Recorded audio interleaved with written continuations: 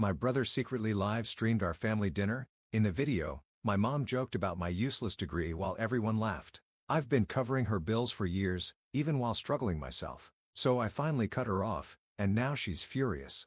My name is James. I'm 26 years old, and I've been trying to carve out a life for myself even if my family doesn't think much of it. It's always been that way. Really, ever since I was a kid, I felt like I didn't quite belong.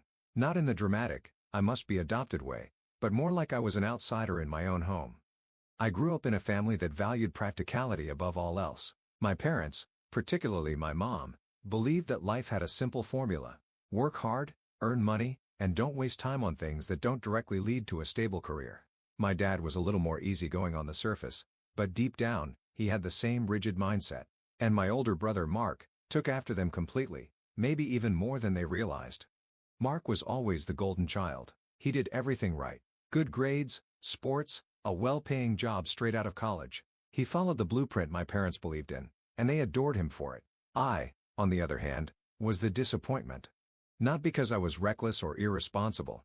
I never got into trouble, never made their lives difficult, but because I didn't fit their definition of success. I studied something they considered pointless. It wasn't theater or philosophy or something stereotypically dismissed. I actually chose a field that had real value. But since it wasn't traditional, since it didn't have a clear, straightforward career path, they saw it as a waste. They never outright stopped me from pursuing it, but they never supported me either. Every conversation was laced with subtle and sometimes not so subtle jabs about how I should have picked something more useful. For as long as I can remember, I had to prove myself in ways Mark never did. He was naturally respected in the family. I had to earn every ounce of approval, and even when I did something objectively good, it was met with a lukewarm, half-hearted response. I graduated with honors. No one cared. I landed my first real job in my field. My mom sighed and said, "Well, at least you're making something." Meanwhile, Mark would get showered with praise for the most basic things.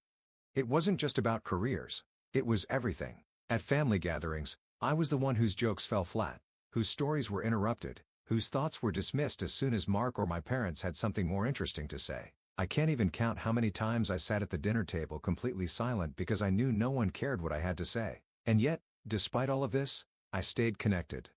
Not because I particularly wanted to, but because I felt like I had to. I still wanted to be a good son, a good brother, and if I'm being completely honest, I still had that stupid hope. The hope that maybe one day something would change, that maybe eventually they'd see me as an equal. But things only got worse after college. I started making money, not a lot at first, but enough to get by, enough to be independent. And that's when things took an unexpected turn. My parents, who spent years acting like I was a disappointment, suddenly started coming to me for help. Not in a "we're struggling, please help us" way, but in a casual, almost entitled way. My mom would offhandedly mention bills that needed to be paid, expecting me to pick up the slack. My dad, who never once seemed to care about my financial situation before, suddenly started hinting that he could use some extra money for things. And Mark, who made plenty on his own, never seemed to be asked for anything. It was always me. The one with the useless career. The one who, just months before, they were still mocking for wasting time. At first, I helped because I felt obligated. They were my family after all. But it didn't take long to realize the pattern. Every time I gave, they expected more. My mom started treating me like an extension of her income rather than an independent person. My dad would casually drop hints about how it was only fair for me to pitch in more. It wasn't about need. It was about control. I tried setting boundaries. I told them I couldn't always help, that I had my own expenses. The response? Guilt trips. Lectures about family responsibilities. Subtle and sometimes not so subtle. Comments about how Mark was so much more successful and how they wouldn't have to ask him because he had his life together. For years, I put up with it. I let the comments slide. I bit my tongue at the family gatherings where they treated me like an afterthought. And I kept helping even when it hurt me financially because that's what family does, right? That's what I told myself over and over again. And then last weekend happened. My mom decided to host a big family dinner. Nothing unusual. She did this every couple of months, inviting over aunts, uncles, and cousins. I wasn't particularly looking forward to it, but I went. I always went, because despite everything, I still wanted to believe I was part of this family. Dinner was the same as always. I was largely ignored unless someone wanted to make a joke at my expense. I had learned to tune it out by now, keeping my focus on my plate and nodding along when necessary. It was a survival tactic. If I reacted, it would only encourage them. But what I didn't know, what no one told me, was that Mark had set up his phone in the corner of the dining room, live streaming the entire thing. I didn't find out until the next day. I was scrolling through my phone when I saw a notification someone had tagged me in a post. Confused, I clicked on it, and that's when I saw it. A video. The entire family dinner streamed for the world to see. At first, I thought it was just some harmless family content. Maybe a funny moment, maybe a random conversation, but then I started watching. And within the first few minutes, I felt my stomach drop because there it was. My mom, laughing as she called my degree completely useless. My dad chiming in, saying he still couldn't believe I was making a living off of it. Mark cracking jokes about how I'd probably end up crawling back to them one day, asking for real money. And the worst part, everyone was laughing. Everyone. Not one person defended me. Not one person even hesitated. It wasn't just a couple of casual remarks. It was a full-blown roast session all at my expense. And I just sat there watching, listening to them mock me behind my back. I had put up with a lot over the years, but this was different. This was the moment something inside me finally snapped. I stared at the screen, my breath coming in short, uneven bursts. The laughter rang in my ears. My mom's voice, mocking. My dad's casual dismissal. Mark's smug tone. The distant sound of forks clinking against plates as the rest of my family chuckled along, enjoying the spectacle. I rewound the video once, twice. Maybe I had misheard. Maybe I was overreacting. Maybe. No. Every word was exactly what I thought it was. They weren't joking in the way families sometimes playfully tease each other. This wasn't lighthearted. This wasn't innocent. It was cruel. It was deliberate. And worst of all, it wasn't just one moment in the video. I skipped around scrubbing through the footage, hoping to find a single moment where anyone stood up for me. A cousin, an aunt, an uncle, someone to say, "Hey, that's not fair." But all I found was more the same. More jokes at my expense, more smirking, more laughter. At one point, my dad even made an offhand comment about how it was a good thing I was helping out financially because at least that made me somewhat useful. And my mom, in between bites of food, actually said, if he was smart, he'd have studied something worthwhile in the first place. And then Mark, ever the perfect son, leaned back in his chair and muttered, "Yeah, but it's fine. He'll realize eventually. He can't play pretend forever." I couldn't even blink. Pretend? Pretend? I had been working tirelessly to make my career work. Struggling through setbacks, pushing through rejections, working long hours to build something of my own. And the whole time, they saw it as nothing more than me playing pretend. Something inside me burned. I had spent years putting up with their constant put-downs, enduring the little comments, the condescending tones, the forced smiles that never quite reached their eyes when I told them about something I was proud of. And through all of it, I had still been the one helping them, paying for things when my mom conveniently forgot her credit card, covering bills when my dad was short this month, transferring money when my mom sighed about how things were just a little tight right now. And this was how they saw me. I locked my phone and placed it on the table, my hands shaking. For a long time, I just sat there thinking, processing. And then, slowly, a thought started forming in my mind. I had always been the one to keep the peace, to let things slide, to swallow my pride and do what needed to be done because they're family. But maybe it was time to stop. I reached for my phone again, unlocking it with a swipe of my thumb. I scrolled through my recent transactions, my fingers tightening around the device as I looked at all the payments I had made in just the last few months.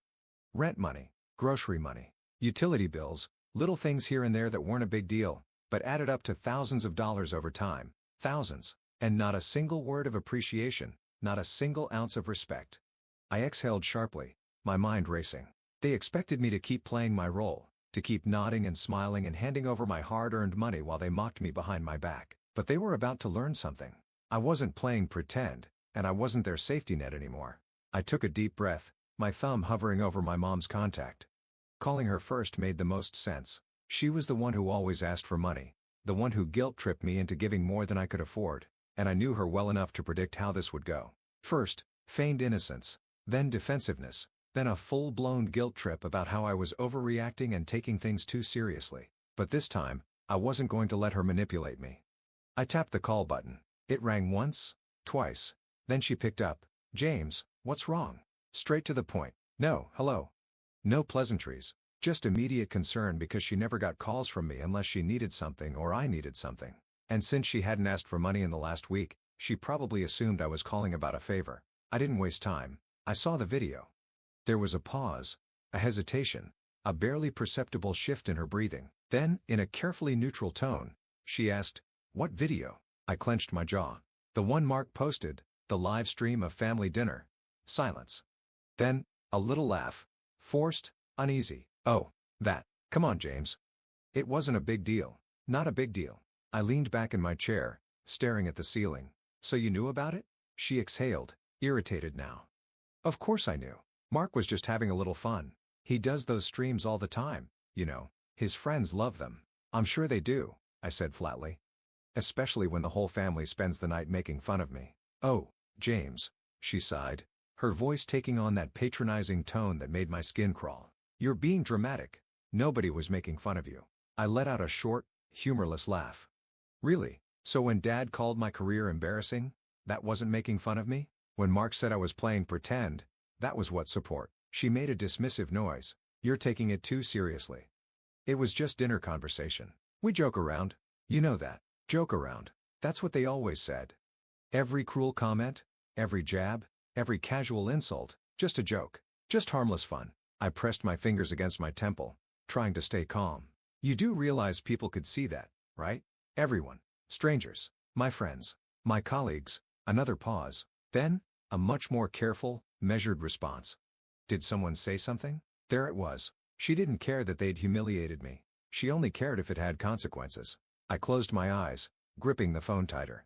It doesn't matter if someone said something, Mom. What matters is that my own family spent an entire meal tearing me down, and you let it happen. She scoffed. Oh, please. You act like we sat around plotting ways to ruin your life. No one was thinking that hard, James. You're just sensitive. I exhaled through my nose, trying to keep my voice level. I've been helping you for years. I've covered bills, groceries, rent. I've given you money when I barely had enough for myself, and this is what I get in return. Oh, stop, she snapped. We're family. That's what family does. I let that hang in the air for a second. Then, slowly, I asked, what have you done for me, Mom? She went quiet. I pressed on. I mean it. What have you done for me? Because I can list everything I've done for you, but I can't think of a single thing you've done for me. James, she said, her voice sharp now. I raised you. I laughed, shaking my head. That's your job as a parent. That's not a favor you get to hold over my head. Silence. Then she sighed, as if I were being exhausting. Look, I don't have time for this. If you're going to sulk, do it on your own time. Just don't bring it up at dinner next week. I let out a breath. I won't. Good, she said, her voice lighter like she thought she'd won. Because she didn't realize what I meant. I wasn't going to bring it up at dinner because there wouldn't be a next week. I was done. But first, I had one more call to make. I pulled up my dad's number and hit dial. The phone barely rang before my dad picked up. James, his voice was firm, like he already knew why I was calling and didn't want to waste time pretending otherwise. I could hear the faint sound of a TV in the background, some sports game playing. What do you want? I didn't dance around it. I saw the video. A pause. Then in that same flat, unimpressed tone, he said, and I gritted my teeth. And you sat there in front of the whole family, in front of the internet, and called my career embarrassing. Because it is, he shot back without hesitation. What do you want me to say, James? You could have been an engineer, a lawyer, hell, even a damn electrician, something useful. But instead, you're doing what? Whatever it is you do. I inhaled sharply through my nose, trying to stay calm. I run my own business. He made a dismissive sound. Sure, a business, if that's what you want to call it. That was the thing about my dad. He didn't just think I was a failure. He wanted me to be one. He had spent years acting like my work was some childish face, something I'd grow out of when I came to my senses and got a real job. He ignored every success I had, brushed off every milestone like it was a fluke, a lucky break that wouldn't last. And yet, despite thinking I was so pathetic, he never had a problem taking my money. I tightened my grip on the phone. I've been helping you for years, Dad, paying your bills, covering things when you came up short. You knew that, and you still sat there and mocked me. Don't be dramatic, he scoffed. It was a joke. I felt something snap inside me. No, it wasn't. It was never a joke. None of it. You hate that I made something of myself without your help. You hate that I don't need you. And you really hate that you need me. His silence told me I'd hit a nerve. So I kept going. I'm done. No more money. No more help. You think I'm a joke? Fine. Go ahead and laugh. But you won't be laughing when the bills start piling up, and I'm not there to bail you out. His tone turned cold. You'd really turn your back on your family over this? I let out a breath, shaking my head. You turned your back on me a long time ago. He was quiet for a long moment. Then in a slow warning tone, he said, you don't want to do this, James. I almost laughed. Even now, he thought he could intimidate me, bully me into falling back in line, but he didn't realize he had already lost. "This conversation is over," I said simply. And before he could say another word, I hung up. I sat there for a moment, the weight of what I'd done settling in. The ties had been cut. For the first time in my life, I wasn't responsible for them. And for the first time in my life, I felt free. But I knew them. This wasn't over. They weren't going to let me go that easily. The next evening, just as the sun was dipping behind the skyline, I heard a knock at my door. The kind of knock that makes your stomach tighten because you know something's off. It wasn't a friendly tap or a casual visitor. It was more like an impatient, urgent thud, like whoever was on the other side had something to prove. I stood still for a moment, staring at the door.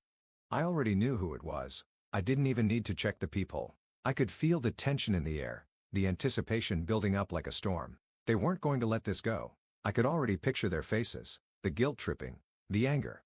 They weren't used to being ignored, especially not by me. I had always been the one to give in, to swallow my frustration and let it slide, but not anymore. I opened the door. There they were, my mom, my dad, and even Mark, standing in front of my apartment, looking like they had just come from a funeral. My dad was frowning, arms crossed, looking like he'd just stepped off the set of some low-budget mob movie.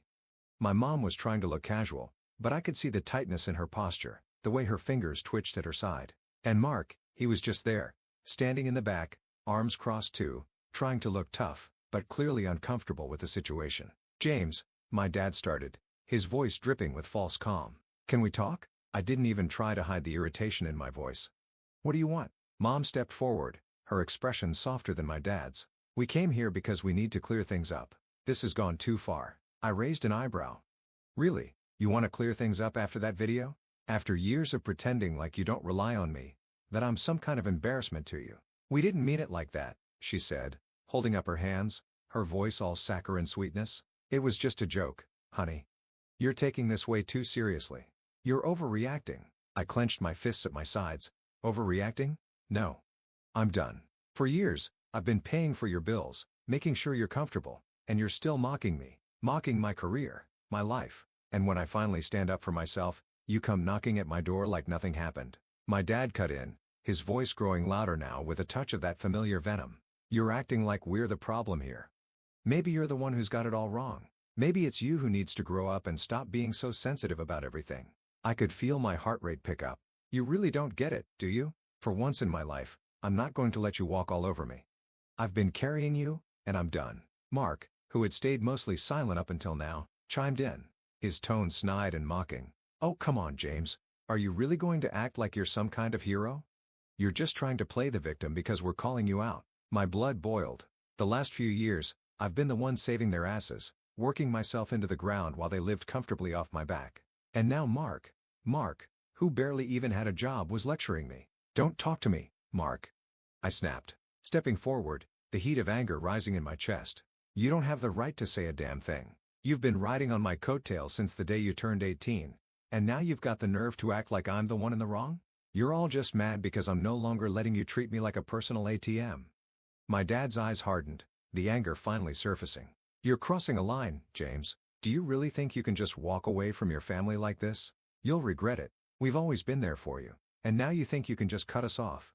I took a step back, my voice getting louder. "No, you've never been there for me. You've been there to take. That's it. You've never supported me. Not once. Every single thing I've achieved, I've done by myself, and I'm done pretending like I owe you anything for it. You don't get to humiliate me and then act like the victim when I finally stand up for myself." Mark started to speak again, but my dad held up a hand to silence him. He was glaring at me now, his eyes full of anger and something else I couldn't quite place, something dangerous. "You really think you can just cut us off, James? Fine. Go ahead. But don't think for a second that we won't find a way to make you pay for this." That hit me like a slap to the face. "Make me pay? You really think you have that power over me anymore?" I could feel the tension in the air, thick and suffocating. My mom was looking between us, her hands trembling slightly, but she didn't speak. It was like everyone had just collectively realized that things had gone too far and they didn't know how to pull it back. I didn't wait for them to say anything else. "I'm done. Don't come back here. Don't call me. Don't ask for anything. I'm not your bank anymore, and I'm not your punching bag. Get out of my life." For a moment, no one moved. It was like time itself had frozen, and the only sound was the faint of the refrigerator in the kitchen. Then slowly, my dad shook his head. You'll regret this, James, but I didn't care anymore. Goodbye, I said firmly, closing the door in their faces. As soon as the door clicked shut, the silence in my apartment was almost deafening. It felt like a weight had been lifted from my chest, like I could finally breathe without the constant pressure of their expectations and manipulations hanging over me. For the first time in years, I felt like I was in control of my own life. Since that night, I haven't heard from any of them. I blocked their numbers, deleted their emails, and made it clear to a few mutual acquaintances that I wanted nothing to do with them. But I know they're still out there plotting something, waiting for me to crack and reach out. Maybe they'll come knocking again. Maybe not. I've been working even harder now, focusing on my business, which has been growing steadily without all the toxic noise. I don't feel guilty anymore when I look at my bank account or at my achievements, but every now and then, I wonder if I did the right thing. If I'm being too harsh, too unforgiving. Anyway, I've made my peace with it, but I'd love to hear your thoughts. Was I wrong to cut them off completely? Do you think I should have tried to work things out? What would you have done in my shoes?